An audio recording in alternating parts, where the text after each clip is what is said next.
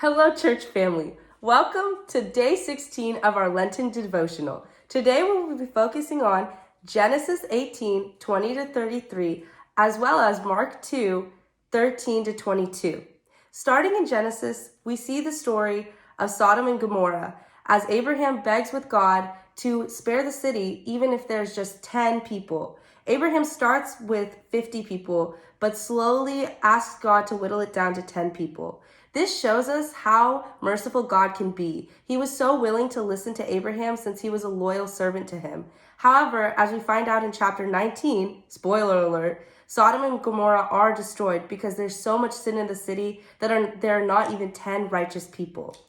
We see something similar in Mark 2, 13 through 22. In verse 15, it says, "While Jesus was having dinner at Levi's house, many tax collectors and sinners were eating with him and his disciples, for there were many who followed him."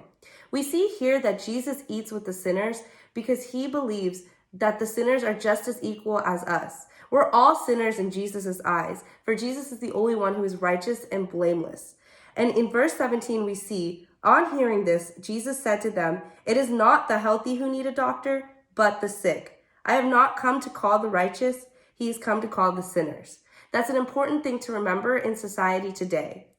Lastly, in verses 18 through 22, we see Jesus foreshadow his dying on the cross in verse 19. "How can the guests of the bridegroom fast while he is with them? They cannot so long as they have him with them.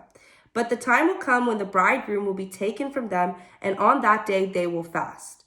Here we see Jesus foreshadowing his death, and he also says in the last verse, "No one pours new wine into old wineskins."